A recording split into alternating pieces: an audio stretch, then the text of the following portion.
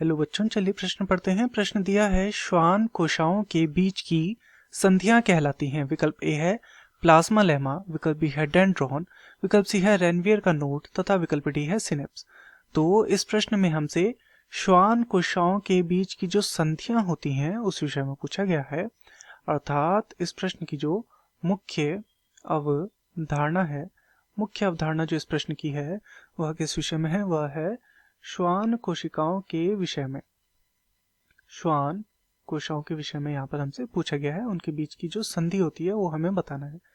तो जो न्यूरॉन होता है अर्थात जिसे हम बोलते हैं तंत्रिका कोशिका या न्यूरॉन, तो न्यूरॉन के अंदर ये श्वान कोशिकाएं पाई जाती हैं।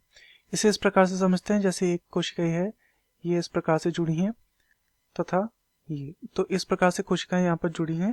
तो ये जो इनके बीच का जो जोड़ है, जोड़, इस जोड़ को कहा जाता है रेनवियर का नोड। रेनवियर का नोड या नोड ऑफ रेनवियर इसे कहा जाता है। इसमें क्या होता है, ये सूचना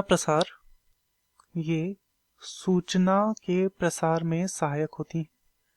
इसके अतिरिक्त ये सहायक कोशिका का व्यवहार दर्शाती हैं, अर्थात ये सहायता का काम करती हैं, सहायक कोशिका का ये व्यवहार दिखाती हैं।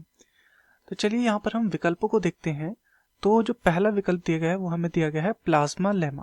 तो प्लाज्मा लेमा जो होता है वो क्या होती है? वो परत होती है। तो ये क्या है? ये हमारा गलत हो जाएगा, ये हमारा उत्तर नहीं हो सकता। विकल्प बी है डेंड्रॉन। तो डेंड्रॉन जो होते हैं ये न्यूरॉन का यानी कि तंत्रिका कोशिका का एक भाग है। तो ये क्या हो जाएगा? ये गलत हो जाएगा, ये संधि नहीं है। विकल्प सी है रेनवियर का नोड। बिल्कुल, श्वान कोशिकाओं के बीच की जो संधियां होती हैं वो रेनवियर का नोड कहलाती हैं। तथा विकल्प डी है सिनेप्स। तो सिनेप्स क्या है? सिनेप्स है दो न्यूरॉन या दो तंत्रिका कोशिका के मध्य का जो स्थान होता है उसे हम बोलते हैं सिनेप्स।